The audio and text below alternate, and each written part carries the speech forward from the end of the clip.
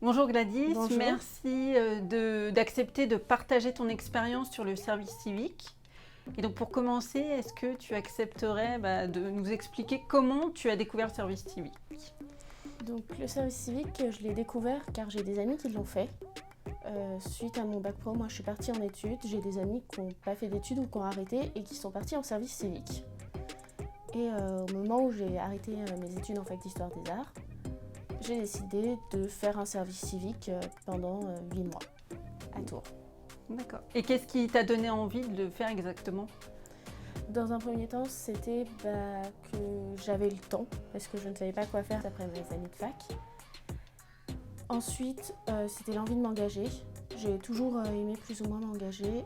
Et aussi, j'avais besoin de rencontrer du monde pour voir différents parcours. Et j'ai cherché une mission qui pourrait me permettre ça et quelque chose qui me permettrait de rencontrer du monde et de faire un travail qui avait du sens. Parce qu'à un moment, je me retrouvais avec le choix pour un an entre un service civique et McDo. J'ai fait le choix d'avoir une indemnité beaucoup moins élevée, beaucoup moins d'argent pour vivre, mais de prendre quelque chose qui avait du sens pour moi à ce moment-là. D'accord. Et du coup, concrètement, un service civique, ça consiste en quoi exactement? Donc un service civique, ça s'adresse aux jeunes de 16 à 25 ans. Donc les jeunes sont engagés dans une mission d'intérêt général. Donc que ce soit dans une association, un service d'État. Et donc ces missions peuvent être sur différents thèmes. Il y a la culture, il y a la société, il y a le bénévolat, il me semble qu'il y a le patrimoine, histoire et patrimoine, il y a l'environnement, et je crois qu'il y a la santé, et je pense qu'il me manque des thèmes, mais en tout cas c'est sur différents thèmes. Et donc on est engagé pendant entre 6 mois et 1 an sur ces missions, où donc on peut être tout seul sur la mission, on peut être en équipe, on peut être en France ou à l'étranger. Donc il y a juste 2 choses qui ne changent pas. Quoi qu'il arrive, on a des obligations seulement de moyens et pas de résultats. Donc ça c'est important parce que ça nous évite de nous mettre une pression folle et de nous dire que si on n'y arrive pas, c'est pas grave tant qu'on y a mis les moyens. On a toujours la même indemnité qui était, en tout cas quand je l'ai fait, de 560 € par mois. Et du coup, toi, tu as fait ton service civique pour qui et dans quoi? Donc moi j'ai fait mon service civique à Unicité, qui est une association qui est à la base du service civique. Donc je l'ai fait à Tours, dans une émission d'Unicité qui s'appelle Diffuseurs de solidarité, qui est une mission qui en fait, on va aider les associations à répondre à leurs besoins. Cette mission elle a été créée parce qu'à un moment, suite à des études, on s'est rendu compte qu'il y a beaucoup de Français qui veulent s'engager.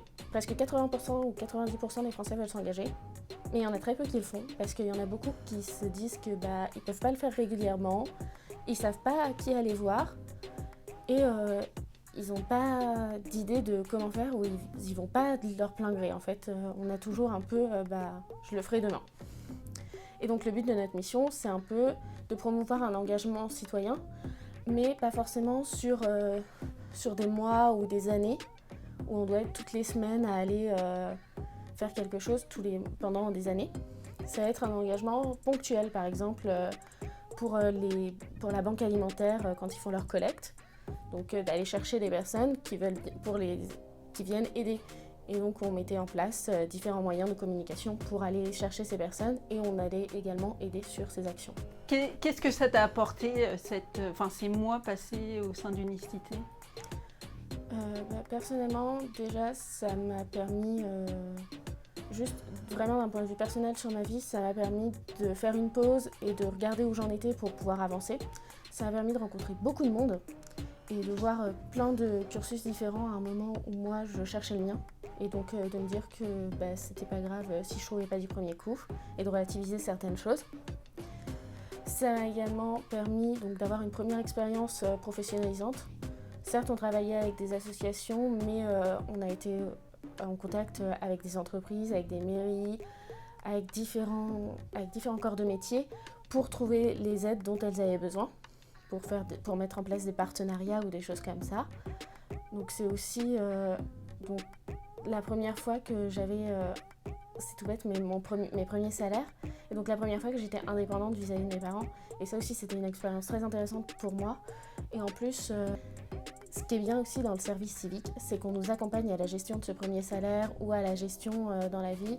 Et en plus, on a différentes formations qui sont incorporées. Donc j'ai eu le droit à des formations sur la communication non violente, sur donc la gestion de budget.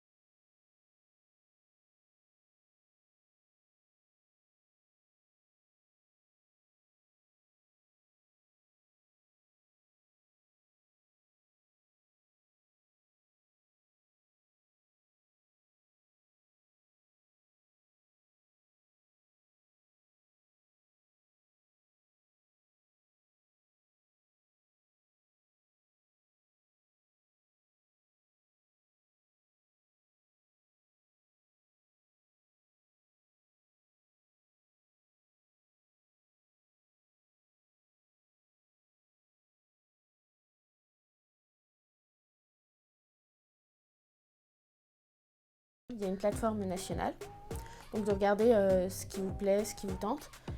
Et après, de ne pas hésiter à aller à des réunions d'information, à des salons, et aussi de ne pas hésiter si vous avez une unicité dans votre ville, parce que c'est vraiment une association que, vu qu'ils essaient de promouvoir le service civique, ils ne le font pas que dans leurs associations, ils peuvent aussi vous dire oui, les missions sont pleines, ou on a trop de personnes déjà de ton profil et pour convenir à nos standards de diversité, on ne peut pas, mais on peut t'aider à voir d'autres choses. Donc je leur dirais de se rapprocher de ça. Également des missions locales, parce que moi non, mais j'ai des amis, j'ai eu beaucoup d'amis qui ont trouvé leur service civique grâce à la mission locale. Si c'est un engagement qui n'est pas en service civique ou qui est plus ponctuel, il y a plusieurs choses qui existent, mais après il y a une plateforme qui a été mise en place il y a quelques années pour faire des engagements ponctuels qui s'appelle Diffuse, DIFU''Z, qui est une plateforme où on a de l'engagement en fait ponctuel, donc pour vraiment des personnes qui veulent par exemple un samedi ils décident de donner de leur temps ou même de faire quelque chose. Nous, à un moment, on avait des récoltes de pots pour faire des aides ou des choses comme ça, juste trouver un moyen d'aider. Donc après, il faut aussi se rapprocher des mairies, qui ont la liste des associations et leur numéro de téléphone et les contacts pour pouvoir demander à chaque association qui nous intéresse, est-ce que vous avez besoin d'aide. Et après, ce que j'ai vu aussi quelques fois, c'est sur LinkedIn, il y a des associations qui mettent des recherches de bénévoles, donc directement sur LinkedIn. Donc ça peut être, ou les réseaux sociaux, ça peut être aussi un moyen de trouver des engagements. Donc pour toi, de s'engager, c'est quelque chose de positif Oui, oui, s'engager, pour moi, s'engager, c'est positif. Et puis c'est quelque chose que je fais depuis des années. J'ai commencé quand j'étais au collège, participer à différents clubs, du journal, du club environnement, des aides aux devoirs aussi pour d'autres élèves, ou plein de choses comme ça. Et en fait, je l'ai toujours fait et pour moi, ça paraît normal. Et puis, c'est important et c'est gratifiant aussi de s'engager parce qu'on se rend compte qu'on sert à quelque chose et on a l'impression d'aider. Et puis, des fois, on se dit qu'on ne sait pas comment faire bouger les choses. Et en fait, s'engager comme ça, c'est toujours un petit moyen de le faire. Parce qu'à notre échelle, on dit moi j'aimerais aller vers ça. Donc... Merci.